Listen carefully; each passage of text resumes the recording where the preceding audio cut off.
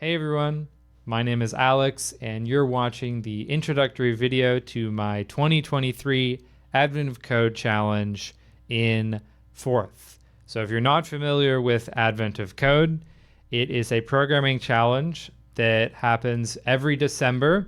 There's a new challenge every day from December 1st to December 25th. Each of these challenges, here is day one of 2022, for example. You are given a set of input, and then it's a unique set of input.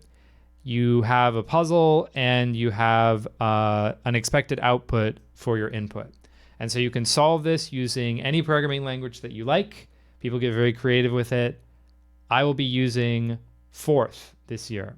So I also attempted Advent of Code last year in Forth. I have gotten a little bit better at Forth since then. I think I got to about day 10 last year. We're going to see if we can get a little bit farther this year. And I will be live streaming these. So you can go to twitch.tv/0000. I'll put the link down in the description. And you can watch me live stream Advent of Code every day at midnight EST. I will be suffering here on the East Coast for your all's entertainment. So if you're not familiar with Forth, I'd like to talk a little bit about what is Forth. So Forth is a somewhat unusual programming language. It is not like probably most programming languages that you have seen. The syntax is very unfamiliar. And essentially, it is a stack-based programming language. So here, let me see if I can pull this up. So here is my solution for day one of 2022. You can see that the way that it looks just from like a surface level is kind of unusual, right? So here's the solution. Backtick, parse line, map lines, most, dot, new line, most, second, third, plus, plus, dot, new line, and then parse line. See, it seems maybe incoherent if you're not familiar with a language like Forth. And so what Forth is it's a concatenative stack-based language. And so the only real programming language concept, or the only real data structure in Forth, well, put an asterisk on that, is a stack. And you have a pointer stack and you have a return stack, or parameter stack and a return stack. And each word, a word is just a white space separated series of characters, is an operation on one of these two stacks. It's an operation on the parameter stack. And so, if you have an example here, so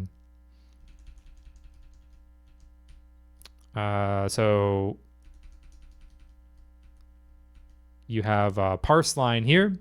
So what happens here is I read a line of input, I parse it, I do the action that I'm supposed to do on this, and then I update the result. And I do that for every single line, and then I eventually print out the result.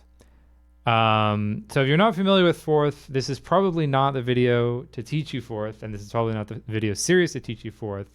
But hopefully it's interesting anyway, and hopefully you get something out of it, whether you're new to Forth or whether you're experienced with Forth. I want to talk a little bit about why I'm using Forth and why specifically I'm doing this challenge in Forth. So Forth is, I think, a very underrated programming language. And so one of the aspects to Forth that I think makes it really, truly unique, I'll say there's two things that make it really, truly unique. One is that Forth is probably the simplest language. If you want to just go from bare metal to having a useful language and programming environment, if there's a way to do that simpler with fewer lines of code than you can in Forth, I would like to see it, because I'm its approach to simplicity is so radical that once I started programming in Forth, I was genuinely shocked how simple the language is, and how problems that maybe seemed like they would be very difficult end up being somewhat trivial because of its simplicity. The second thing that I think is somewhat special about Forth is the way in which Forth grows up the abstraction tree, for lack of a better word. And so the code that you see on the screen is a set of words. It's a combination of words that I define and a combination of words that the system Forth defines for me. And the, jumps of abstraction from bare metal, like just machine code, up to a programming environment that is useful enough that I can solve advent of code problems is so fast, right? It's not just that it's simple, it's that you can build abstractions very quickly. So you can go up in terms of abstractions also faster, I think, than any other programming language, and using fewer just characters in general. And I think that both of these characteristics of Forth give it a unique relationship between the programmer and the computing environment. And this relationship is one that, so Virgil, who wrote Dusk OS, which is the fourth that I'll be using, describes this kind of as the owner-operator model. So if you're used to using a system like Mac OS or Linux, you might be a Linux wizard or you might be a Mac wizard. But if you really think about the level in which you have command over your computer, or you have even an understanding of your computer, it's not particularly thorough. Maybe you know a little bit about how Linux internals work, or you know a little bit about how Mac works, but your understanding of the system is generally limited to certain surface level abstractions and memorizing like APIs. Whereas I think using Forth, much like programming in a language like assembly, it makes you very close to the machine. It makes you very tied to an understanding of the underlying computer. And so this isn't just something that I interface with at an API or a surface level. The computer is something that I understand all the way from metal up to the particular problem that I'm solving. And what makes it distinct from doing something like just pure assembly is its power of abstraction that I mentioned, right? So I think that, in some sense, Forth almost looks like a high-level language like Python. And when you look at something like, lines 24 through 28, this doesn't look like machine code. This really does look like a relatively high-level programming language. And so Forth's ability to both be a somewhat high-level language that you can build these abstractions in, while also being something that ties you to the machine, I think it really makes it distinct among programming languages. I mean, and I'm just scratching the surface here about what's interesting about Forth, but I think there's so many things about it that are really like paradigmatic shifts in terms of how I've thought about computing, and I think that anyone who's interested in programming or interested in a different way of interfacing with their computer, where they have this sort of owner-operator mindset, I think could find a lot of value in learning with Forth and understanding Forth. And I think that in conclusion, Forth is underrated. I don't really think that there's a lot of Forth evangelism. I still think it's a relatively niche programming language. I don't think that there is, a lot of community, a lot of documentation. And so I hope that this video series maybe gets you interested in Forth and maybe makes you want to see why this language is kind of cool and kind of powerful, and maybe join the Forth community. So this is my Forth evangelism video series. So there's this aspect to Forth, which is, a lot of people have this kind of academic interest in Forth, and they write their own Forth and they say, isn't this a cool programming language? But I actually struggle to find examples of people solving real world difficult problems in Forth. I think Dusk OS has a lot of great examples of really sophisticated, there's a C compiler that's written in Dusk OS, and you can, all the things that you need to compile C exist in that code. And I think that's a very valuable resource. But I also hope that, watching me do Advent of Code, you'll get a sense, if you've maybe dabbled with Forth, you want to learn, get up to speed with Forth. Hopefully this provides an example of applying Forth to real world concrete problems, because I sometimes I think that there could be more examples of that. So which Forth are we going to be using? So Forth is a family of languages.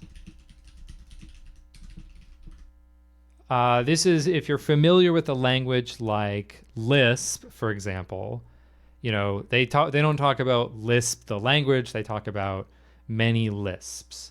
And what that means is that the language of Forth is a series of concepts, and you can apply those concepts to different computing systems in different ways. And so you can have many Forths.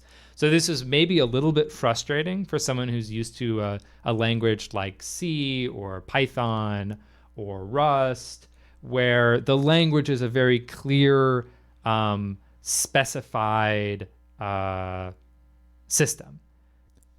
So Forth lacks this standardization, right? So there exists Forth standards, but these standards are sort of antithetical to the idea of Forth, and a lot of Forth programmers are not really fans of the standardization of Forth.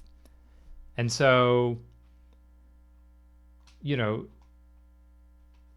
again, this is maybe unfamiliar, because we think about the programming language as a sort of self-contained abstraction, generally speaking. So if I, Google search like how to sort a list in Python, like that's going to give me a meaningful answer. But if I ask, how do I sort a list in Forth? It's not going to give you a meaningful answer, because that answer is completely dependent on the Forth environment that you're working with. And so, again, that could be a little bit frustrating, based on how we normally might think about doing programming. But I think that this is valuable because it teaches you a different mode of thinking about programming, where you're not just like looking up on Google and like relying on these sort of copy pasted things, but you have a deeper and more sophisticated understanding of your computer and of the problem that you're trying to solve. So I want to talk about the Forth that I will be using, which is Dusk OS. So last year when I did this, I used UF, which is a Forth that targets the UXN virtual computer.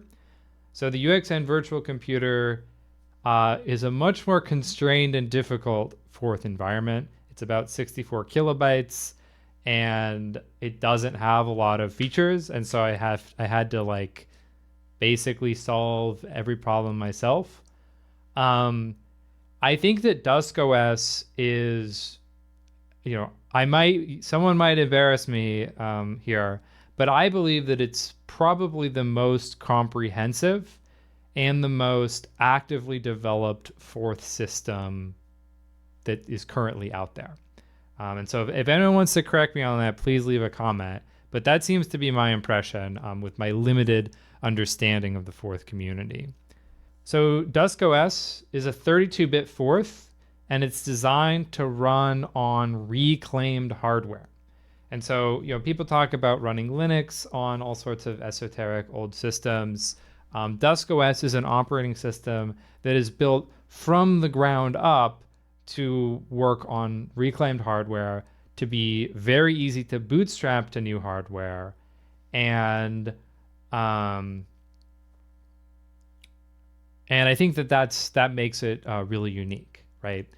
And so it's a system that, and using Forth is a big part of this, is designed so that you are most empowered to be an owner operator of your computer.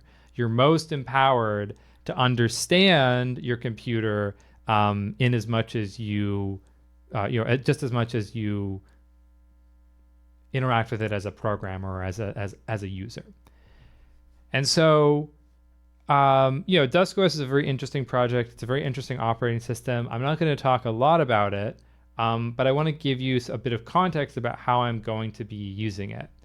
So, I am not going to be editing inside of Dusk OS. So so let me just boot up Dusk OS here. So there's two tools that we're going to make use of. So the first is the C emulator. So this is just a Linux emulator. I can do 2 plus, 4, and print hello world, right? So this is a Linux emulator. So it's a very limited environment. It's not, it's pretty well maintained, but like sometimes I've had some issues with it. It's not primarily how you're intended to use Dusk OS, but it's good for like quick testing, and I might use it sometimes. But the other environment that I will rely upon is the QEMU. Can you all see this here? Let me make this a little bit bigger here. So the QEMU, however you say this, not a real programmer, don't know how to say all the acronyms. Oh, there you go. This'll do, yeah. Perfect. So inside the emulator, this is a full Forth environment. So I can do, hello world and so on. And it would not be totally preposterous to solve admin of code inside of this environment. So what I would need is a text editor here. So I would do text/gd. And then, I could do hello, enter like O, hello world like this, or I would, delete this, O, right? So like I could do this, but it would probably not be particularly entertaining to watch. I'm much more familiar with editing in Vim, and so I'm not going to be editing within Dusk OS, but I could. And it's designed such that you could do that. Primarily, what I will be using is essentially I'll be editing in Vim. I'll be putting the file into the boot sequence of Dusk OS, and then it's going to boot up. It's going to execute the problem. It's going to print the output, and it's going to give me a shell. And so that's going to be the approach that I have for solving problems in Dusk OS. I'll if you go into the repo, which I'll have linked in the description, there's going to be a little bit more details on how I do this in case you're interested. So last, I just want to sort of talk about logistics. Like I said, I'm going to be on twitch.tv/0000. Link will be in the description. You can follow my solutions on the Git repository, which will be on SourceHut. And I hope that you enjoy. If you want to get updated, you can either follow me on Twitch, subscribe, get notifications, and I will also be editing to the best of my poor video editing skills ability all of the VODs, and I'll put them on YouTube. And just to give you a little bit of a sense, like I said, this is at midnight. I'm probably not going to do all 25 days. I also am probably what I'll do is I'll stream for like an hour, maybe 2 hours at most. And then I will end the stream if I haven't finished, and then I'll try and finish it the next morning. And so these videos will be edited together from the stream and from what I do offline. So I hope that you all tune in, and I look forward to talking about Fourth. And if you have any questions about Fourth, if this interests you and you want to learn more, I'm happy to point you in the direction of resources. And I hope that you keep doing Fourth.